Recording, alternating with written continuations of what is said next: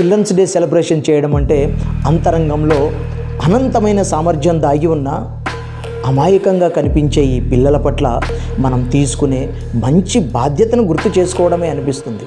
పిల్లలకు విషయం చెప్పడం అంటే ఈ పసిమొగ్గలకు విజేతలుగా వికసింపచేయడానికి వీలు కల్పించే ఒక గొప్ప వాగ్దానమే కదా.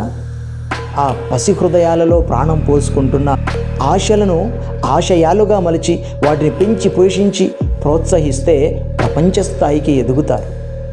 ఇది సందేశం కాదు, భద్రమైన బాల్యానికి, వారి ఉజ్వల భవిష్యత్తుకు మనం బాసటగా నిలవాలనే ఓ వినయపూర్వక విన్నపం. ప్రపంచాన్ని పరిరక్షించడం అంటే పసి మనసులను పదిలపరుచుకోవడమే కదా.